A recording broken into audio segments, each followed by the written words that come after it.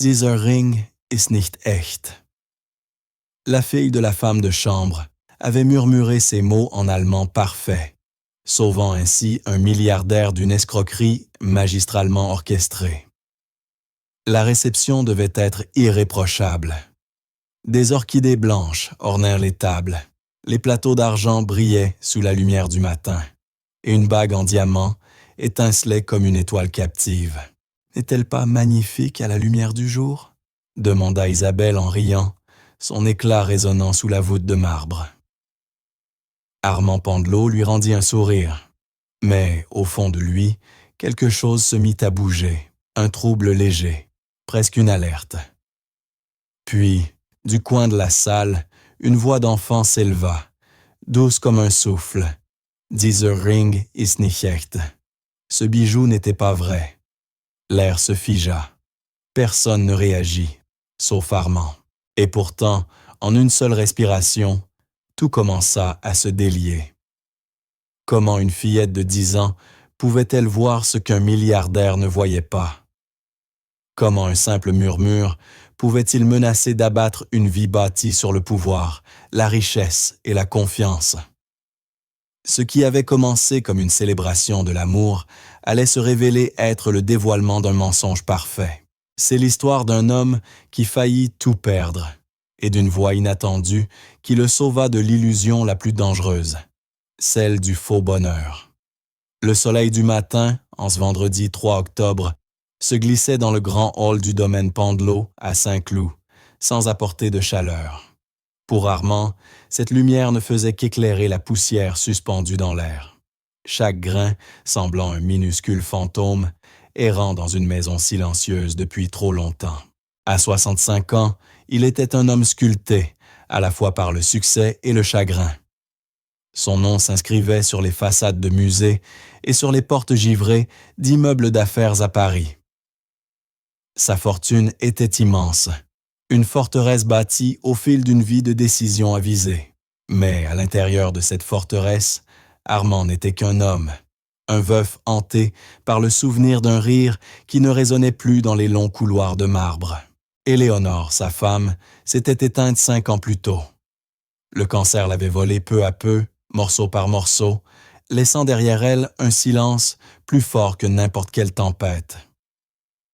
Depuis sa disparition, Armand errait dans sa propre existence comme un étranger. Les conseils d'administration lui semblaient vides, les éloges creux. Il possédait tout ce qu'un homme pouvait désirer, mais rien de ce qui comptait vraiment. Jusqu'à Isabelle. Isabelle Rossi était entrée dans sa vie 6 mois plus tôt, lors d'un gala caritatif au musée d'Orsay. Elle avait été comme une apparition de couleur dans son monde en noir et blanc. Vive, élégante, des yeux sombres et rieurs. Un rire clair, qui sans être celui d'Éléonore, ramenait pourtant la joie dans une maison qui l'avait oubliée. Elle s'était présentée comme consultante en art, passionnée par les maîtres anciens. Elle écoutait ses histoires, tenait sa main, et pour la première fois depuis 5 ans, Armand avait eu l'impression que le silence allait enfin s'achever.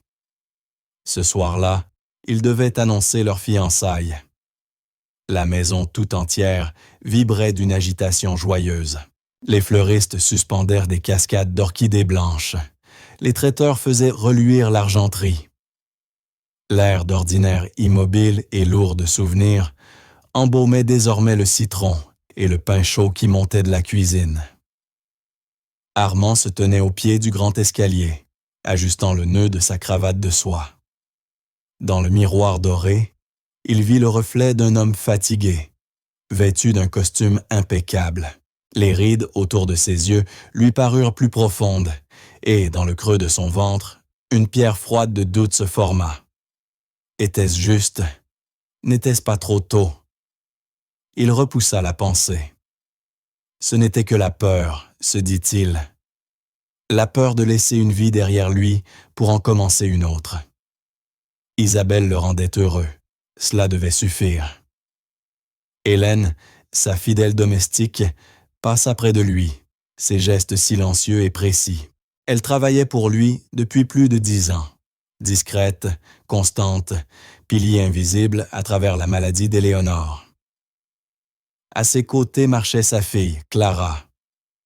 10 ans à peine, frêle comme une ombre, les cheveux blonds pâles, les yeux bleus d'un hiver lointain. Elle partageait le silence de sa mère, mais d'une autre nature. Hélène se retenait. Clara observait. Souvent, on la trouvait blottie dans un coin de fenêtre, un livre sur les genoux, si immobile qu'on oubliait sa présence. C'était une enfant brillante.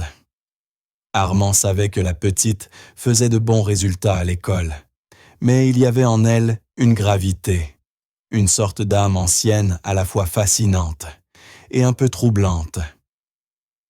Puis Isabelle descendit l'escalier, tourbillon de soie et de parfum.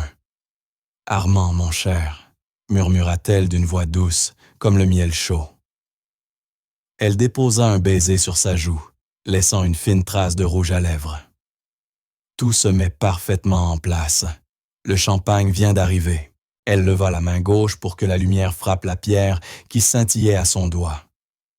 N'est-elle pas magnifique à la lumière du matin? La bague était un chef-d'œuvre, un diamant d'une taille et d'une pureté presque irréelle. Elle reposait sur sa main comme une étoile prisonnière. Elle lui avait coûté une fortune, une pierre que l'on disait avoir appartenu jadis à la noblesse européenne. « C'est un symbole, se dit-il, un nouveau commencement. »« Elle est splendide, ma chère, » répondit Armand en forçant un sourire. Hélène s'était arrêtée dans son travail, un plateau d'argent à la main. Clara, à ses côtés, tenait un chiffon. Le regard de la fillette était fixé sur la bague, son expression indéchiffrable. Isabelle remarqua son insistance et rit, un rire peut-être un peu trop aigu. « Elle est impressionnante, n'est-ce pas ?» dit-elle à Clara, en agitant les doigts comme pour montrer un jouet. « Un jour, un prince charmant t'en offrira une semblable. » Clara ne sourit pas. Ses yeux bleus restèrent accrochés à la pierre. Elle se pencha vers sa mère, son frêle corps presque caché par la tenue d'Hélène. Sa voix n'était qu'un souffle, à peine audible, mais les mots étaient clairs, précis, terriblement nets. « Dieser Ring ist nicht echt. » Ce bijou n'était pas vrai. La phrase, en allemand parfait, coupa l'air comme une lame. Armand se figea. Son sang se glaça. Il avait souvent parlé allemand avec Éléonore. C'était leur langage secret, vestige de son enfance berlinoise. Il comprit ces mots aussi naturellement que s'ils avaient été prononcés en français. Le murmure resta suspendu un instant dans le brouhaha de la maison. Un son minuscule, mais d'une gravité immense. Isabelle, qui ne parlait que français et un peu d'italien, ne comprit rien. Elle ne vit qu'une enfant timide et lui adressa un sourire indulgent. Hélène posa doucement une main sur l'épaule de sa fille, geste silencieux pour lui dire de se taire, son visage impassible. Mais Armand, lui, avait entendu. Et la petite pierre de doute dans son ventre devint une montagne. Il regarda la pierre étincelante aux doigts d'Isabelle, puis les yeux graves et immobiles de la fillette de 10 ans qui venait de dire une vérité qu'il ne pouvait concevoir. La journée ne faisait que commencer. Et déjà, le monde semblait se renverser sur son axe. Pendant l'heure suivante, Armand erra dans la maison comme dans un rêve. Il approuva les arrangements floraux, valida le programme du quatuor à cordes, sourit, parla, mais son esprit restait ailleurs, prisonnier de ces 5 mots allemands. C'était absurde, totalement absurde. Que pouvait bien savoir une enfant de 10 ans sur les diamants, surtout un diamant de cette valeur, certifié et fourni par le bijoutier le plus réputé du pays? C'était une fantaisie d'enfant, un lapsus, une phrase sans sens. Il retrouva Isabelle dans la salle de bal, en train de diriger le placement des tables. Elle rayonnait, le visage animé par l'excitation. « Te voilà », dit-elle en le voyant. Je pensais installer la table d'honneur près des portes-fenêtres. La vue sur les jardins sera superbe ce soir. Superbe, répéta Armand d'une voix distante. Il regarda la bague sur sa main lorsqu'elle désignait un angle. La lumière des lustres de cristal s'y reflétait en 1000 arcs-en-ciel sur le parquet poli. Elle paraissait vraie. Elle avait semblé vraie lorsqu'il l'avait tenue dans la paume. Son poids, son froid, tout criait l'authenticité. « Tout va bien, mon amour ?» demanda Isabelle, les sourcils froncés d'inquiétude. Elle posa une main légère sur son bras. « Tu sembles distrait. »« Simplement beaucoup de choses en tête, » répondit-il en se dégageant doucement. « Les préparatifs. Je veux que tout soit parfait pour toi. » Son expression s'adoucit. « C'est déjà parfait, » murmura-t-elle, « parce que je t'ai, toi. » Ses mots étaient impeccables, sa voix rassurante. Mais pour la première fois, Armand sentit quelque chose d'autre sous la surface. Une nuance d'artifice, comme une réplique apprise. C'était comme regarder une actrice prodigieuse jouer sa scène avec une émotion parfaitement dosée. La pensée lui parut injuste, et il s'en voulut aussitôt. Cette femme l'avait sorti du gouffre de sa solitude. Il lui devait sa confiance. Il lui devait son cœur. Et pourtant, le murmure. Il s'excusa, prétextant un appel à passer depuis son cabinet de travail. Ce cabinet était son refuge, des murs couverts de livres, l'odeur du cuir et du papier ancien. C'était la pièce préférée d'Éléonore. Son portrait dominait la cheminée, le sourire bienveillant, les yeux pleins de sagesse. Armand y ressentait souvent sa présence, comme une chaleur discrète. Ce jour-là, la pièce lui sembla glaciale. Il leva les yeux vers le portrait, vers l'anneau d'or simple au doigt de sa femme. Un anneau vrai, d'une vérité qui n'avait rien à voir avec les carats ni la clarté. Il devait comprendre. Il appuya sur l'interphone. « Hélène, pourriez-vous venir un instant dans mon cabinet ?» Quelques minutes plus tard, elle apparut à la porte, les mains jointes devant elle. « Oui, monsieur Pendelot ?»« Entrez, je vous prie. Fermez la porte. » Hélène obéit, calme, mais légèrement inquiète. « Hélène, j'aimerais vous parler de Clara », commença Armand d'un ton qu'il voulut détacher. « Son allemand est remarquable. Prend-elle des cours ?» Une lueur, peut-être d'inquiétude, traversa le visage d'Hélène avant qu'elle ne se ressaisisse.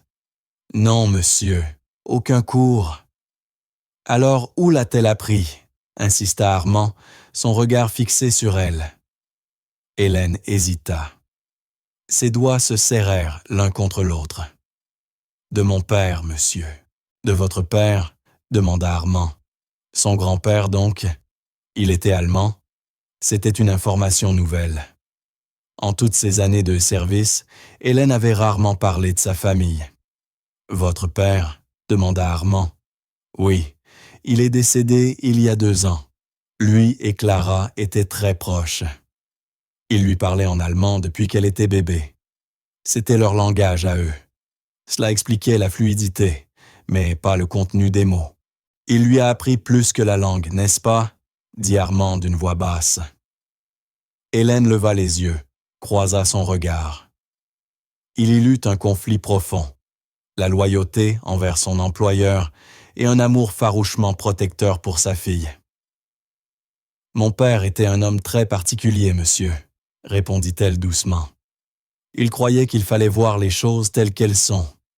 Il a appris à Clara à observer. »« Assez pour juger la qualité d'un diamant ?» demanda Armand un peu trop brusquement. Il regretta aussitôt le ton de sa voix. Hélène redressa le dos. « Mon père s'appelait Michel Vance, » dit-elle, la voix calme mais ferme. « Sergent Michel Vance. Pendant la Seconde Guerre mondiale, il servait dans les forces alliées. Il faisait partie du programme des monuments, beaux-arts et archives. » Armand la fixa stupéfait. « Les monuments mènent. Il connaissait leur histoire. Cette unité spéciale, chargée de sauver les trésors artistiques et culturels volés par les nazis. Des érudits en uniforme, de véritables héros. Il a passé des années à récupérer des œuvres d'art volées, poursuivit Hélène, sa voix se raffermissant. Une partie de son travail consistait à identifier les contrefaçons. Les nazis étaient des maîtres de la tromperie. Faux tableaux, fausses sculptures, faux bijoux. Mon père est devenu un expert. Il pouvait reconnaître une imitation à 20 pas. Il disait toujours « On ne regarde pas l'objet, on regarde l'histoire qu'il raconte, les petites erreurs, l'absence d'âme. » Elle fit une pause, prit une inspiration. Il aimait Clara plus que tout. Il n'avait pas grand-chose à lui laisser, ni argent, ni maison, mais il lui a transmis ce qu'il savait. Comment voir, comment regarder au-delà de la surface et trouver la vérité. C'était un jeu entre eux. Il lui montrait des images de tableaux, de bijoux, et lui demandait en allemand « Was ist echt, mein Schatz ?» Qu'est-ce qui est vrai, mon trésor? Le silence tomba dans le cabinet. Un frisson parcourut Armand. Ce n'était pas une fantaisie d'enfant, mais un héritage, un don transmis d'un héros de guerre à sa petite fille. Un homme dont la vie entière avait consisté à distinguer le vrai du faux. Il leva les yeux vers le portrait de sa femme. Les yeux d'Éléonore semblaient emplis d'une tristesse lucide. Il avait été si aveuglé par la solitude, si avide de combler le vide qu'elle avait laissé. Avait-il choisi de ne voir que ce qu'il voulait croire? « Merci, Hélène, dit-il enfin d'une voix basse. C'est tout. » Elle hocha la tête et quitta la pièce, refermant doucement la porte derrière elle. Armand se retrouva seul. Mais la pièce ne semblait plus la même. Ce n'était plus seulement son chagrin qui emplissait l'air, mais une certitude grandissante, terrible. La fillette aux cheveux couleur de paille n'avait pas soufflé une fantaisie. Elle avait énoncé un fait. La graine du doute, une fois semée, poussa à une vitesse stupéfiante. Son esprit, formé depuis des décennies à analyser les contrats et repérer les failles, se tourna maintenant vers lui-même. Il revit les 6 derniers mois avec une lucidité cruelle. Il se rappela leur première rencontre. Isabelle lui avait été présentée par une connaissance commune, qu'il connaissait à peine. Elle s'était montrée passionnée par sa collection très spécifique de peintures marines du XVIIIe siècle. Elle avait loué son goût, son œil pour le détail. Était-ce un savoir sincère ou méticuleusement préparé? Il se souvint aussi de son histoire personnelle. Elle avait parlé d'une enfance tragique, de parents disparus trop tôt, d'un petit héritage utilisé pour financer ses études. C'était une histoire triste, touchante, qui l'avait attendrie. Mais sans nom, sans lieu, sans preuve. Un conte commode. Puis, il y avait les finances. Elle ne lui avait jamais demandé d'argent directement.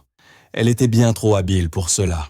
Mais il y avait eu des suggestions, un investissement dans une nouvelle galerie, prometteuse, un tableau rare à acquérir lors d'une vente privée. Il avait voulu lui plaire, la soutenir. Il avait transféré une somme importante sur un compte qu'elle contrôlait. Il l'avait fait, pensait-il, par amour. Mais à présent, cela lui semblait moins un cadeau qu'une transaction. La bague était le centre de tout, le symbole ultime. Il avait voulu le meilleur pour elle. Il avait contacté le bijoutier de sa famille, Samuel Finch, dont le père avait jadis façonné l'alliance d'Éléonore.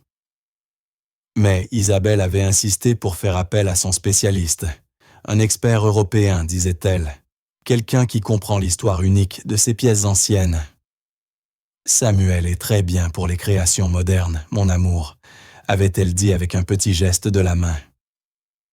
Mais pour une pierre d'une telle provenance, il faut un vrai connaisseur. Armand, désireux d'impressionner, avait accepté. Il avait viré l'argent sur un compte étranger. La bague avait été livrée une semaine plus tard par un transporteur de confiance, accompagné de certificats impeccables. Il n'avait jamais douté. Pourquoi l'aurait-il fait? Il était amoureux. L'interphone bourdonna soudain, le tirant de ses pensées. C'était le majordome en chef. « Monsieur Pendelot, pardonnez-moi de vous déranger. Monsieur Finch est au téléphone. Il dit qu'il s'agit de son appel annuel pour réviser l'assurance des bijoux de feu madame. Dois-je le passer? » C'était un signe. Cela ne pouvait être qu'un signe. Samuel appelait toujours à cette période de l'année. Un geste de routine, mais aujourd'hui, cela ressemblait à une bouée de sauvetage. « Oui, mettez-le en ligne, Robert. »« Merci. » Un instant plus tard, une voix familière et posée résonna dans le haut-parleur. « Armand, Samuel Finch à l'appareil. J'espère que je ne te dérange pas. »« Sam, non, pas du tout. Ça me fait plaisir d'entendre ta voix, » répondit Armand. Les mots sortirent de sa bouche, avec plus de soulagement qu'il ne l'aurait voulu. « Simple vérification annuelle, » répondit Samuel. « Je révise la police d'assurance pour les bijoux d'Éléonore. Tout est en ordre, bien sûr. Mais j'ai entendu une nouvelle, » glissa-t-il avec un sourire. « Un petit oiseau m'a dit que des félicitations s'imposaient. » La main d'Armand se crispa sur le bureau. « Oui, Sam, je vais me remarier. »« Eh bien, c'est merveilleux, Armand. Je suis heureux pour toi. Elle doit être vraiment exceptionnelle. J'imagine que sa bague est dûment assurée. » C'était le moment de vérité. Armand inspira profondément. « Justement, c'est à ce sujet que j'espérais ton aide, Sam. »« Une petite urgence de dernière minute, » dit-il en essayant de garder un ton posé. « Ma fiancée et moi donnons une réception ce soir pour annoncer nos fiançailles. J'aimerais que la bague soit expertisée pour être ajoutée à notre propre assurance avant l'événement. Simple précaution d'esprit. » Un bref silence se fit à l'autre bout du fil. « Ce soir, Armand, c'est un peu court. Mon emploi du temps est chargé. »« Je sais, et je m'en excuse, » répondit Armand, la voix tendue d'une inquiétude qu'il ne pouvait plus cacher. « Ce serait un immense service. Fixe ton prix, Sam. Je t'enverrai une voiture. C'est une pièce importante. Il faut le meilleur œil. Il faut ton œil. » Samuel resta silencieux un long moment. Il était de la vieille école. Pour lui, la confiance comptait plus que la précipitation. Armand le connaissait depuis 40 ans. C'était lui qui avait expertisé chaque bijou qu'il avait offert à Éléonore. « Très bien, Armand, » dit enfin Samuel. Une vague de soulagement submergea Armand au point de lui donner le vertige. « Pour toi, je vais déplacer quelques rendez-vous. Je peux être chez toi vers 16 heures. Ça te convient? » « 16 heures, parfait, » répondit Armand. « Merci, Sam. Vraiment. » Il raccrocha, le cœur battant. L'horloge sur la cheminée indiquait 11h30. 4h30. 4h30 avant de savoir s'il était le plus grand imbécile de tout Paris. Il devait voir Clara. Il la trouva non pas sur le rebord d'une fenêtre, mais dans l'endroit où il aurait dû penser à la chercher d'emblée. La bibliothèque. C'était une vaste pièce à 2 étages, une véritable cathédrale de livres. La fillette était perchée sur l'échelle roulante, à mi-hauteur d'une étagère immense, un lourd volume posé sur ses genoux, si absorbée qu'elle ne l'entendit pas entrer. Il s'approcha sans bruit et s'arrêta au pied de l'échelle. Devant lui, cet enfant minuscule semblait entouré par des siècles de savoir, parfaitement à sa place. « Clara, » dit-il doucement. Elle leva la tête, ses yeux bleus agrandis par la surprise. Elle ne s'attendait pas à le voir. Une ombre de peur traversa son visage, comme si elle craignait d'être réprimandée pour être ici. « Tout va bien, » dit Armand d'une voix apaisante. « Tu n'as pas de problème. » Puis-je te demander ce que tu lis? Elle lui montra la couverture du livre, où l'on lisait le titre doré. Introduction à la gémologie. C'était un ancien manuel universitaire d'Armand lui-même. C'est très intéressant, dit-elle d'une voix timide. Ça parle des inclusions et de l'indice de réfraction. Mon opa, mon grand-père, disait que c'est comme ça qu'on apprend l'histoire des pierres. Les défauts sont la partie la plus importante. Il raconte où la pierre a voyagé. La gorge d'Armand se serra. Il désigna le fauteuil vide près de la cheminée. « Tu veux venir t'asseoir un moment, qu'on parle un peu ?» Elle hocha la tête, marqua soigneusement sa page et referma le lourd volume avec précaution. Elle le remit sur l'étagère avec une sorte de révérence qui le toucha. Puis elle descendit de l'échelle avec une aisance habituelle et vint s'asseoir dans le grand fauteuil de cuir en face de lui. Ses pieds ne touchaient même pas le sol. Armand se pencha en avant, les mains jointes entre les genoux, et plongea son regard dans les yeux clairs et graves de l'enfant. « Clara, ce matin, dans le hall, j'ai entendu ce que tu as dit à ta mère en allemand. » Elle se figea, baissa les yeux vers ses mains. Elle crut qu'il était fâché. « Je ne suis pas en colère, » dit-il rapidement. « Je veux seulement comprendre. Comment savais-tu? » Elle resta silencieuse un long moment, les doigts tordant nerveusement le tissu de sa robe. Armand attendit, patient. Il savait qu'il devait lui laisser le temps. Enfin, elle releva la tête, son visage sérieux. « Opa m'a appris, » murmura-t-elle.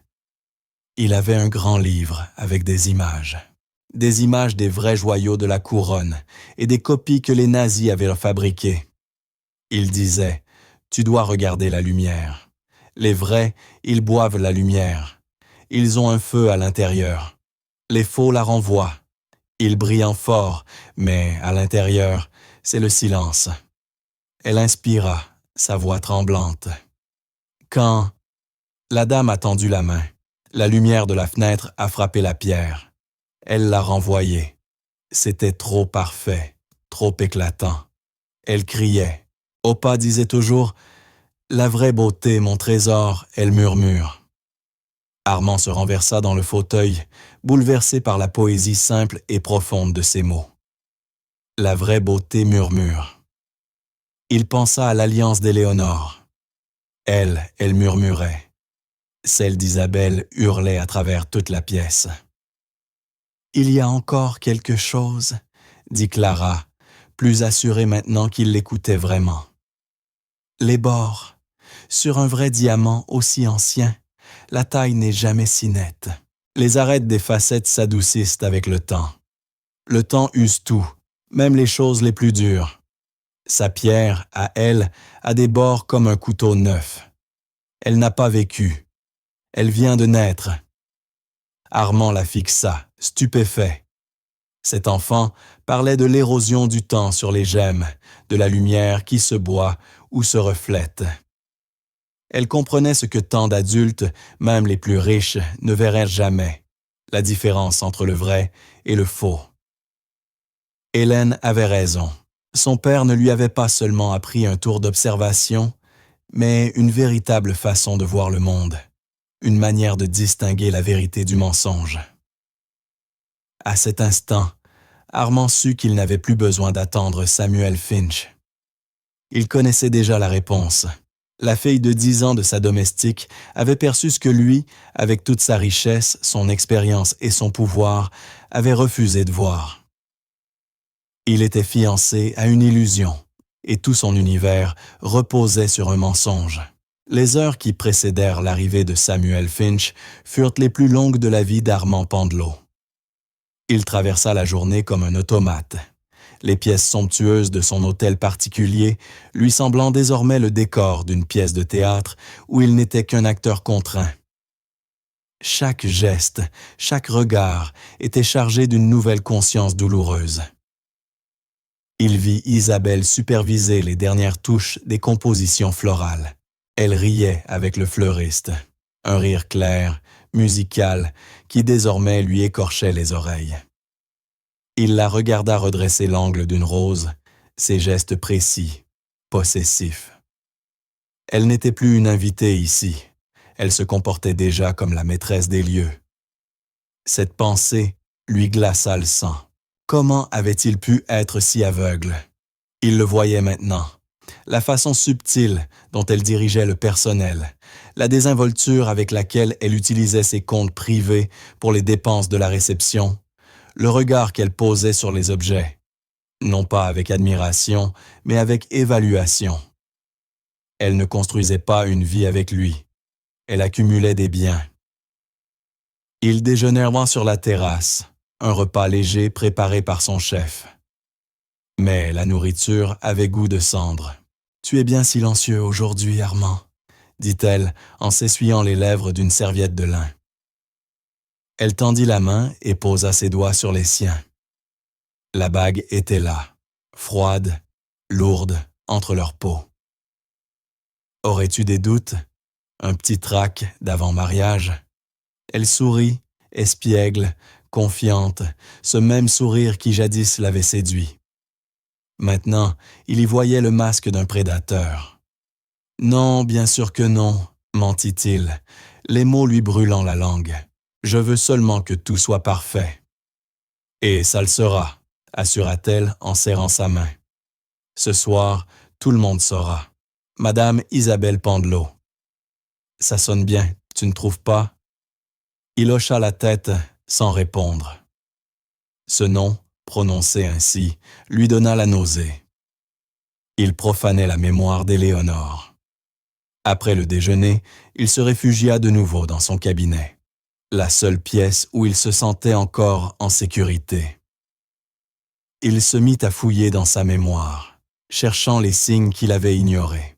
Il revit les détails de leur première conversation, son histoire d'un pensionnat prestigieux en Suisse, jamais vérifiée.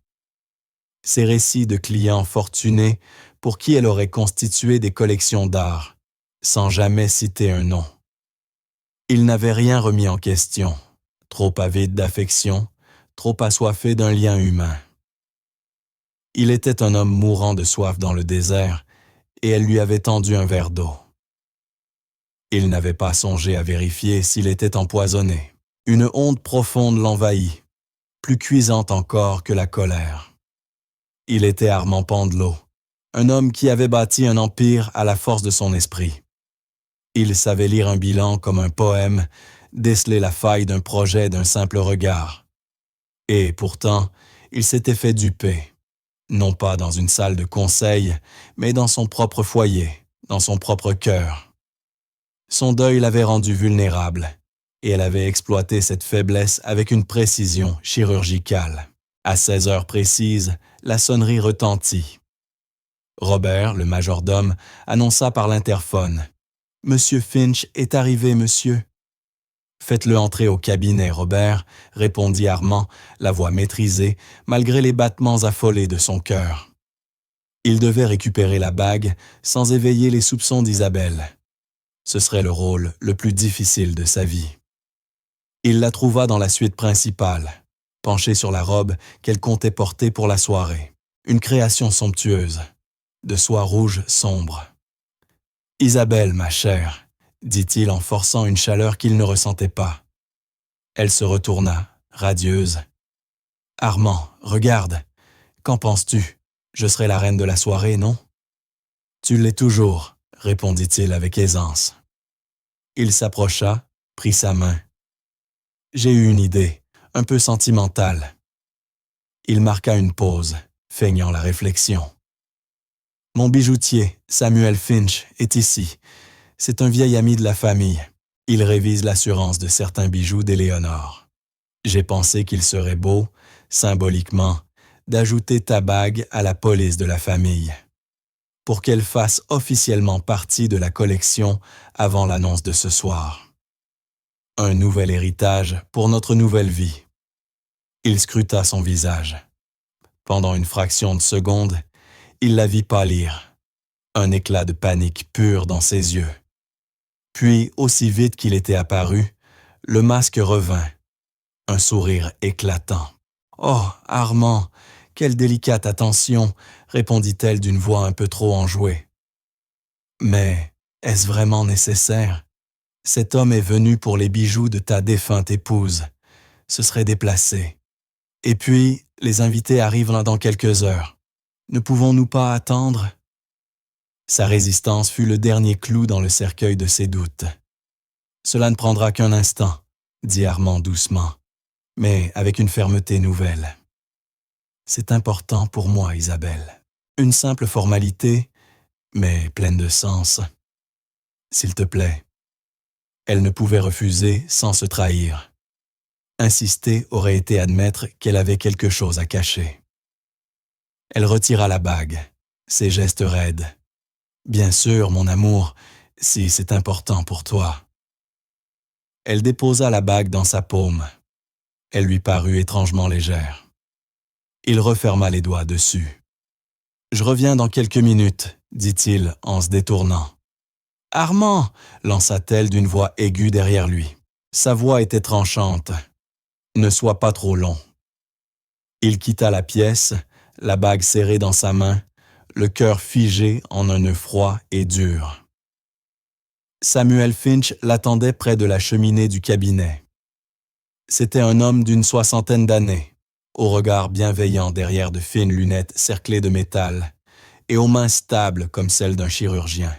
Il avait été un roc pour Armand après la mort d'Éléonore, s'occupant avec une compassion infinie de l'inventaire douloureux de ses bijoux.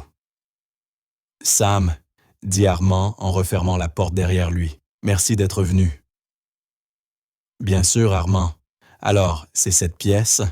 demanda Samuel, la curiosité professionnelle éveillée. Armand ouvrit la main et posa la bague sur le bureau de bois à cajou, lustré à la perfection. Elle étincelait sous la lampe, jetant des éclats de feu. Aux yeux d'un profane, elle semblait irréprochable. Samuel la prit délicatement. Il ne se saisit pas immédiatement de sa loupe. Au lieu de cela, il fit un geste qu'Armand trouva étrange. Il ferma les yeux et la tint simplement dans sa paume, en sentant son poids, sa température. Il la fit tourner lentement entre ses doigts. « Le sertissage est neuf, » murmura-t-il, les paupières toujours closes. « Excellent travail, en platine, très belle exécution. » Puis il ouvrit les yeux, approcha la pierre, plissa légèrement le front. Enfin, il tira de la poche de son gilet une petite loupe de bijoutier, la plaça devant son œil et se pencha sur la bague, toute son attention concentrée. Le silence dans la pièce s'étira comme une corde tendue. Seul résonnait le tic-tac de l'horloge comtoise, implacable, chaque battement résonnant dans la poitrine d'Armand comme un coup de marteau. Il demeurait immobile, presque sans respirer, observant son vieil ami examiner le symbole même de son avenir. Samuel prit son temps. Il fit pivoter la bague, étudia les facettes, la ceinture, la culette. Il la leva vers la lumière, puis l'inclina dans l'ombre. Enfin, il posa la loupe sur le bureau avec un léger clic. Il leva les yeux vers Armand et son visage prit cette expression lourde, professionnelle, d'une tristesse sincère. Il n'eut pas besoin de parler. Armand avait compris. « C'est de la moissanite, n'est-ce pas ?»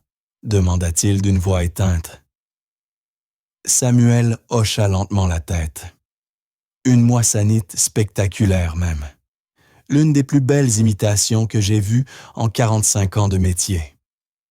La taille imite celle d'un ancien diamant de mine, mais elle est trop précise, trop parfaite.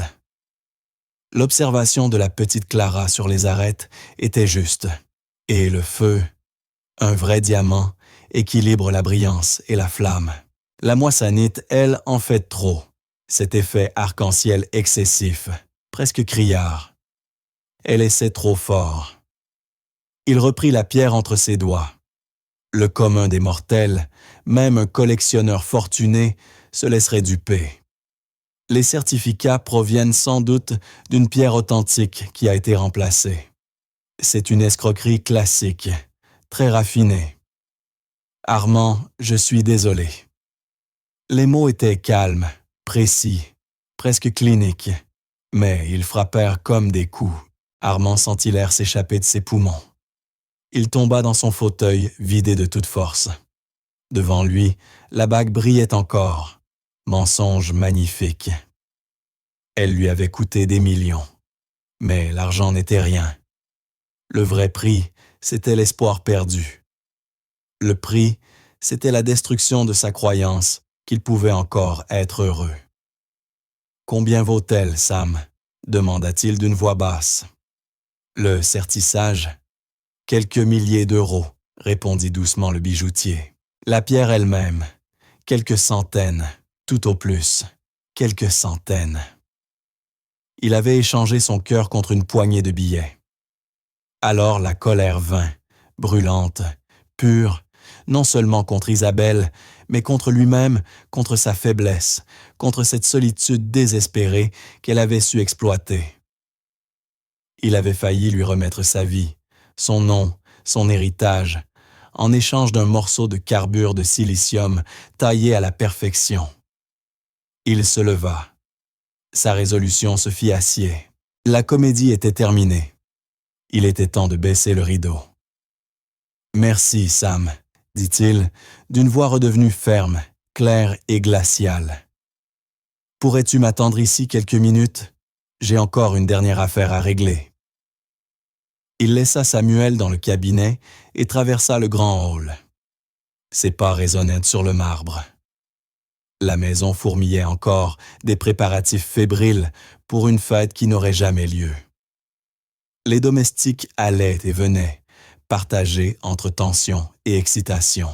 Tous lui adressèrent des sourires respectueux.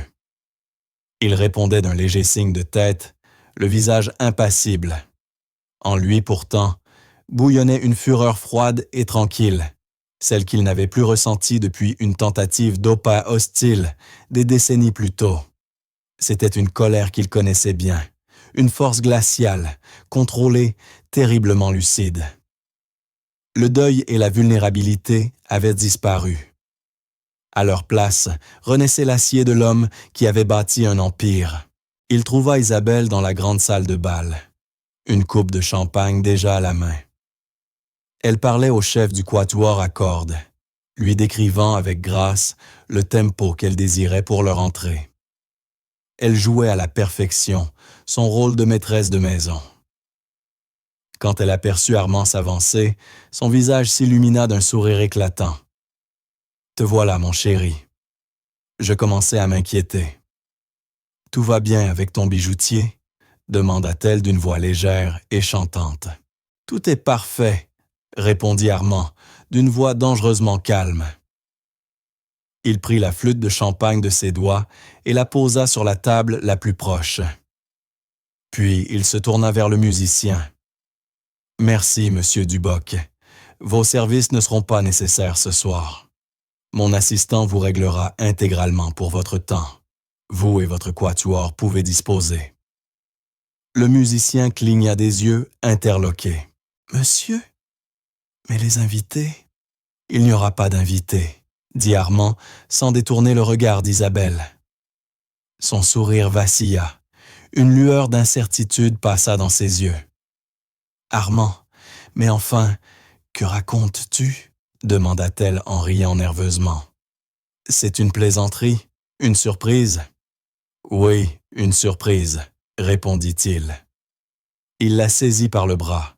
Sa poigne était ferme, autoritaire. Non pas celle d'un amant, mais d'un juge. « Viens !»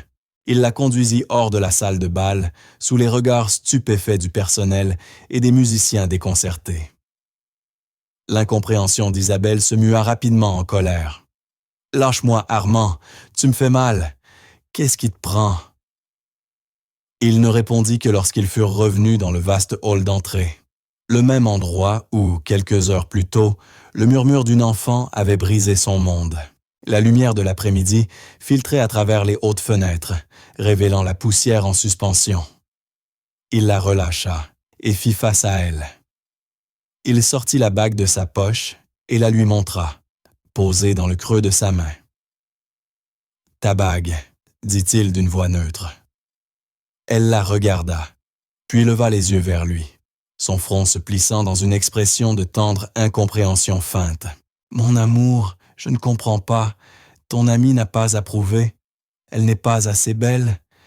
Nous pouvons en faire une autre, plus grande si tu veux. » C'était le dernier réflexe d'un menteur acculé. L'audace même de cette manœuvre aurait presque forcé l'admiration. « Il l'a beaucoup approuvé, » répondit Armand, un sourire sans joie effleurant ses lèvres. Il l'a même qualifiée de l'une des plus belles contrefaçons qu'il ait vues, une moissanite spectaculaire, valant tout au plus quelques centaines d'euros. La couleur quitta le visage d'Isabelle. Pour la première fois depuis qu'il la connaissait, le masque tomba complètement. Ce qu'il vit alors n'était ni charme, ni sophistication, mais froideur, peur et calcul. « C'est absurde, » balbutia-t-elle, la voix tremblante. « Ton homme est un imbécile, un vieil aveugle incapable de reconnaître une vraie pierre. Quand il en voit une, cette bague est certifiée. » « Les certificats concernent sans doute une autre pierre, » reprit Armand, implacable. « Une substitution classique. Une escroquerie que tu as sans doute perfectionnée au fil des ans, avec d'autres hommes riches et seuls. Mais cette fois, tu as commis une erreur. Tu as sous-estimé ma maison. » Ses yeux cherchaient une issue, affolés. « Je ne sais pas de quoi tu parles. Tu es cruel. Tu me brises le cœur. » Les larmes lui montaient aux yeux. Habile détail d'une actrice rompue à son rôle. 1 mois plus tôt, elle l'aurait désarmée. Aujourd'hui, il les voyait pour ce qu'elles étaient, de la stratégie. « Assez, » dit-il. Le mot claqua dans l'air comme une lame. « La comédie est terminée. Tu pensais vraiment que je ne découvrirais rien? Que ma vie entière reposait sur l'ignorance? » Il fit un pas vers elle. Sa présence emplissait tout l'espace. « Laisse-moi te dire ce que je crois. Je crois que tu n'es pas Isabelle Rossi. Ce nom n'existe probablement même pas. Quelqu'un t'a renseigné sur moi, sur mes collections, mes habitudes, ma solitude. Tu m'as étudié comme un sujet. Tu as appris mon chagrin et tu t'en es servi comme d'une arme. Tu as trouvé les vides de ma vie et tu les as comblés d'une illusion parfaitement façonnée. » Elle le fixait, muette, désemparée. L'actrice n'avait plus de texte.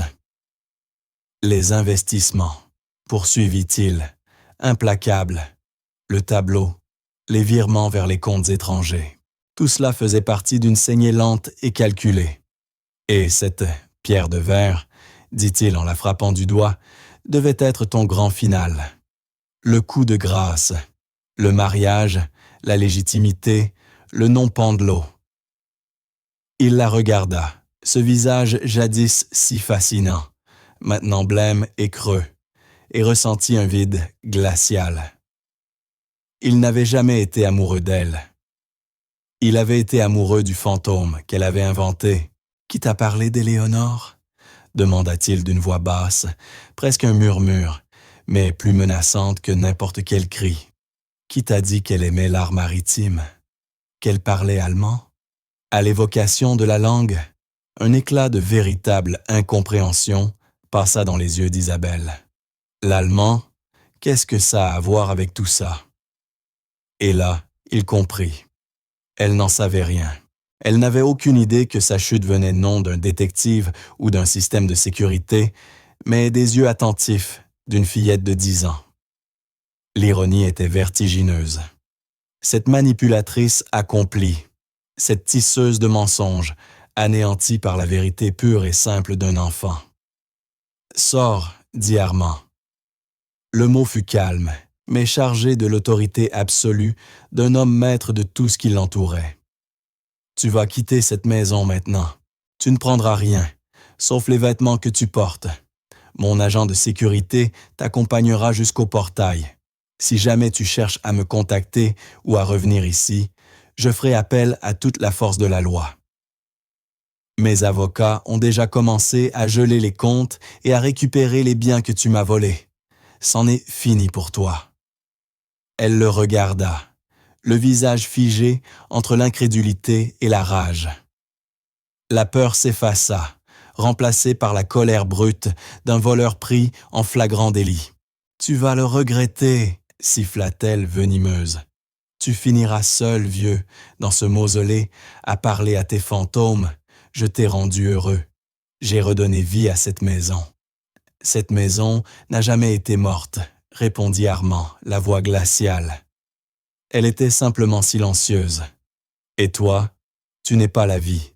Tu n'es que du bruit, bruyant, coûteux et vide. » Il lui tourna le dos, geste d'un mépris total. Il s'éloigna, la laissant seule dans le grand hall. Il ne se retourna pas quand il l'entendit hurler, déversant un flot d'insultes et de menaces. Il ne se retourna pas davantage lorsqu'il perçut les pas calmes et assurés de son chef de sécurité s'approcher.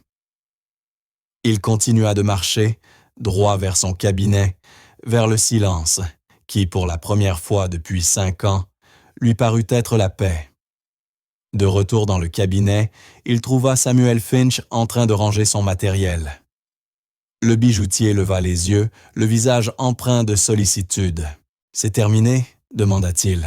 « C'est terminé », confirma Armand en se passant la main sur le visage. « J'ai l'impression de sortir d'un crash d'avion. Épuisé, meurtri, mais vivant. Merci, Sam, pour tout, pour ta discrétion et ton amitié. » « Toujours, Armand, » répondit Samuel en posant une main bienveillante sur son épaule. « Et maintenant, qu'est-ce que tu vas faire? De la réception ?» Armand parcourut la pièce du regard, les rayonnages chargés de siècles de savoir, puis le portrait de sa femme, dans les yeux peints d'Éléonore. Il crut discerner une lueur d'approbation. La grande réception lui parut soudain l'antiquité d'une autre vie. « Je vais demander au personnel d'annuler tout, » dit-il. « Ils seront bien entendu payés pour toute la soirée. Faites envoyer les fleurs aux hôpitaux de la ville et la nourriture au centre d'accueil des sans-abri. Qu'au moins quelque chose de bon sorte de ce chaos. » Après le départ de Samuel, Armand demeura seul dans le calme du cabinet. L'adrénaline retombait, laissant une fatigue lourde jusque dans les os. La maison se posait autour de lui. L'énergie fébrile des préparatifs s'effaçait, remplacée par l'efficacité tranquille de l'annulation. Il entendait, au loin, le murmure respectueux des domestiques occupés à leurs nouvelles tâches. Il aurait dû se sentir anéanti, trahi de la manière la plus intime, tourné en dérision. Pourtant, ce qu'il ressentait surtout n'était pas le cœur brisé, mais une gratitude étrange, déconcertante.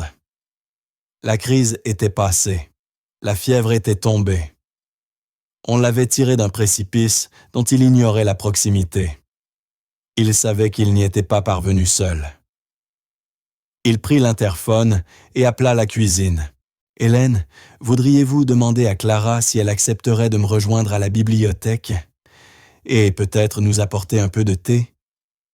Quelques minutes plus tard, il était dans la bibliothèque à 2 niveaux, enveloppé du parfum familier des vieux livres. On frappa doucement, la porte s'ouvrit. Hélène entra, portant un plateau d'argent avec une théière, 2 tasses et une assiette de petits biscuits. Derrière elle, Clara, qui le regarda d'un air timide et incertain, évidemment inquiète d'être, à ses yeux, la cause du bouleversement, du départ précipité des traiteurs et des musiciens. « Merci, Hélène, » dit Armand avec un sourire chaleureux. « Asseyez-vous avec nous, je vous prie. » Hélène hésita, mal à l'aise. En tant d'années de service, on ne l'avait jamais invitée à s'asseoir avec lui. « S'il vous plaît, » insista Armand en désignant un large fauteuil de cuir. « Aujourd'hui, vous êtes mon invité. » Hélène s'assit, droite sur le bord, tandis que Clara regagnait son fauteuil préféré, en face d'Armand. Ses petits pieds pendaient loin au-dessus du sol. Il servit le thé d'une main sûre, tendit une tasse à Hélène, puis à Clara, qui la prit des deux mains. Il laissa le silence s'installer, un silence doux, partagé. Puis il regarda Clara, les yeux emplis d'une sincérité qu'elle ne lui avait jamais vue. « Je te dois des excuses, Clara, » dit-il d'une voix douce, « et des remerciements. J'aurais dû t'écouter ce matin. J'aurais dû faire confiance à ce que tu as vu. Tu avais raison. La bague n'était pas vraie. » Clara baissa les yeux vers sa tasse. Une légère rougeur lui montait aux joues. Opa disait que la plupart des gens ne veulent pas voir la vérité, murmura-t-elle. Ils veulent voir ce qu'ils espèrent être vrai. Les mots de l'enfant le transpercèrent. C'était exactement cela. À force de désirer l'illusion, il en avait refusé les preuves contraires. « Ton grand-père était un homme très sage, » dit Armand. « Ta mère m'a parlé de lui, de son travail pendant la guerre. C'était un héros. » Hélène leva les yeux, brillants de larmes contenues. « C'était surtout un homme bon, monsieur. Il croyait qu'il fallait protéger les belles choses.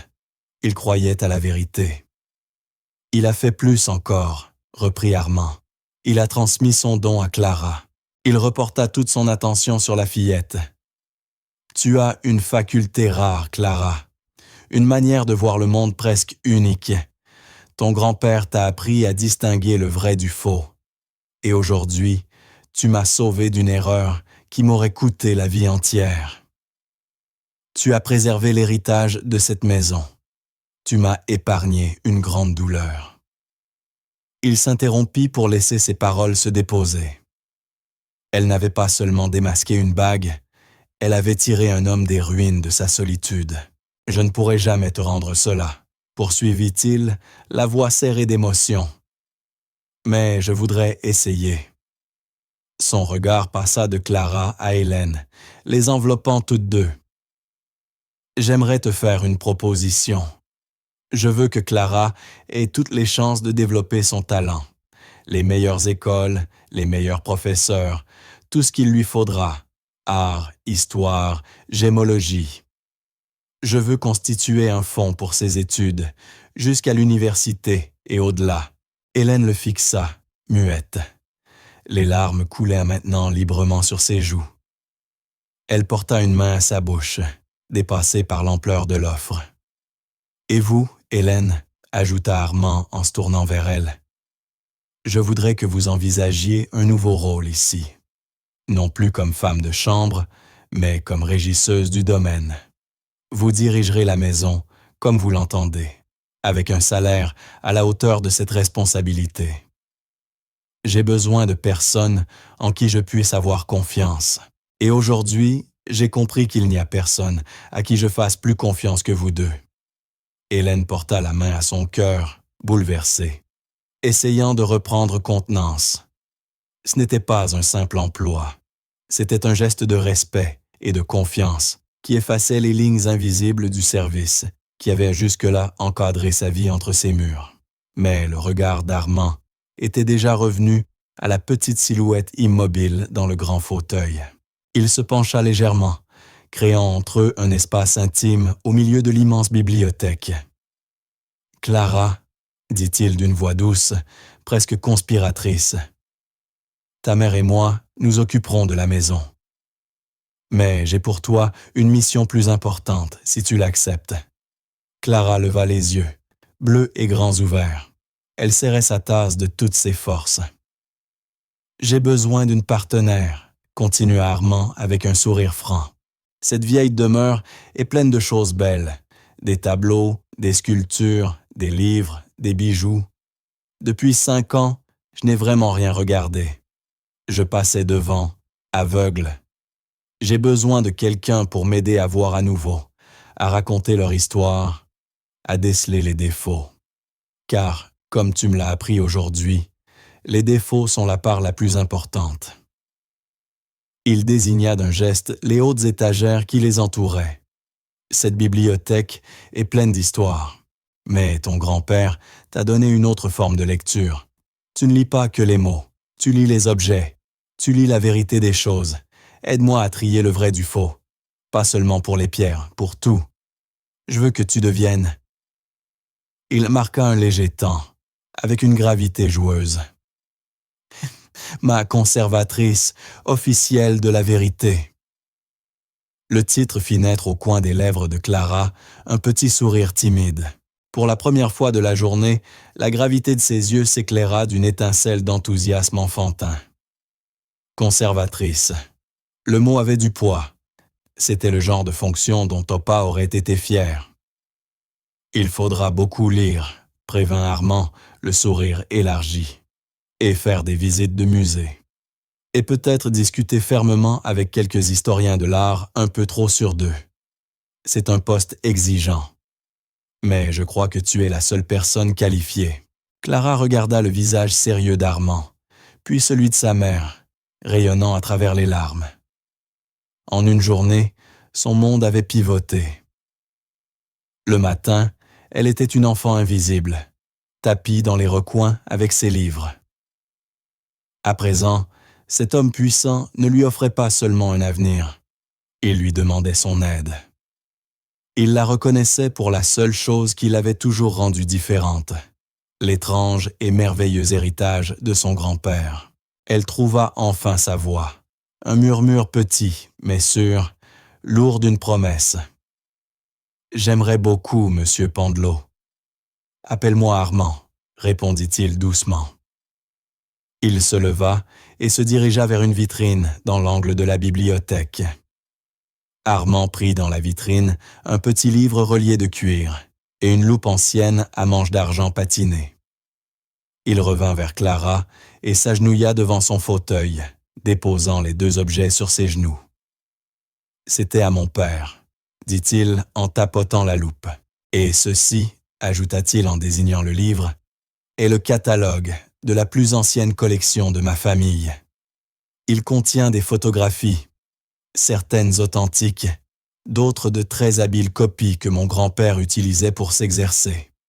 C'est là que nous commencerons. » Clara prit la lourde loupe dans sa main. Le métal froid lui parut solide, rassurant, comme un outil, une clé. Elle la porta à ses yeux et observa les pages. Les mots imprimés se mirent à danser, nets, précis, vivants. Puis elle leva le regard vers Armand. Et pour la première fois, elle lui adressa un vrai sourire. Un sourire qui buvait la lumière. Un sourire sans défaut, d'une vérité absolue. Et, dans la bibliothèque silencieuse, entourée des histoires du passé, leur propre histoire venait de commencer. 6 mois plus tard, le domaine Pendelot retrouvait sa quiétude. Mais c'était un autre genre de silence. Non plus celui, lourd et endeuillé d'autrefois, mais un silence apaisé, réfléchi. Les vastes pièces, jadis des mausolées de solitude, résonnaient désormais des bruits doux de la vie. Le froissement des pages qu'on tourne à la bibliothèque, le murmure d'une leçon de latin dans le petit salon du matin, et parfois l'éclat clair d'un rire d'enfant. Le nom d'Isabelle Rossi, après une enquête discrète, s'était révélé n'être qu'un alias parmi tant d'autres utilisés par une escroc professionnelle. Confrontée à l'équipe d'avocats d'Armand, tenace et redoutable, elle avait restitué une grande partie des sommes volées en échange d'un accord discret, lui évitant un procès public qui aurait révélé tout son réseau. Pour Armand, c'était suffisant. L'argent n'avait jamais été le véritable enjeu. Ses journées suivaient désormais un nouveau rythme, empreint de joie. Lui et Clara, sa conservatrice officielle de la vérité, s'étaient lancés dans un vaste projet. Répertorier et réévaluer chaque œuvre d'art et chaque bijou de la collection Pendelot. Les après-midi s'écoulaient à la bibliothèque, plongés dans les archives, les catalogues de vente et les vieux traités d'histoire de l'art. Armand l'observait souvent, fasciné, quand Clara levait un collier ancien vers la lumière, le front plissé de concentration. « Celui-ci est triste, Armand », disait-elle parfois, pointant du doigt le fermoir. « Regarde, la soudure est plus récente. Quelqu'un l'aimait trop pour s'en séparer, même brisé. » Elle lui apprenait à lire les histoires qu'il n'avait fait qu'acheter, à voir l'histoire qu'il n'avait jusque-là que possédée. Hélène, désormais intendante du domaine, se mouvait avec une assurance nouvelle. Elle gérait budget et personnel, avec la même rigueur douce qu'autrefois elle mettait à faire briller l'argenterie. La maison n'était plus seulement bien tenue, elle était heureuse. Tout avait changé. Il n'était non plus patron et domestique, mais une forme singulière et belle de famille, forgée dans le feu d'une presque tragédie.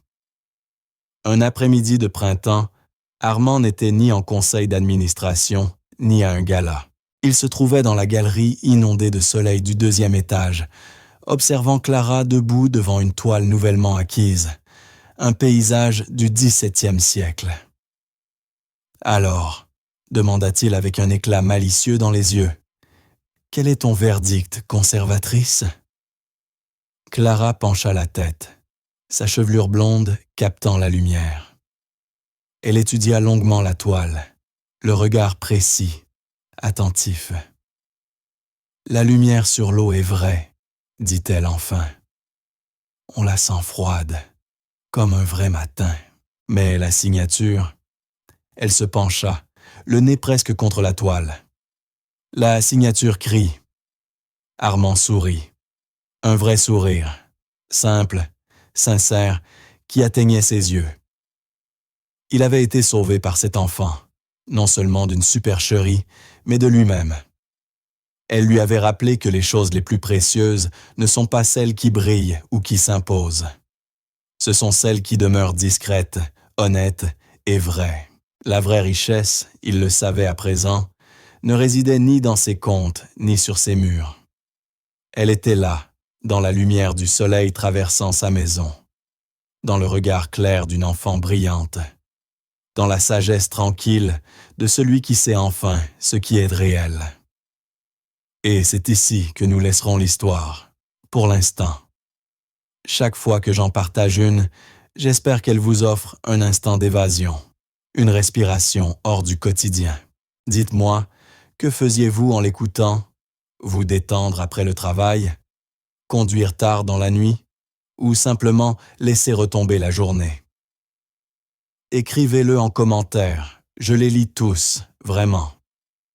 Et si vous voulez qu'on se retrouve pour d'autres récits, un j'aime ou un abonnement fait une grande différence. Vos retours nous aident à améliorer ces histoires.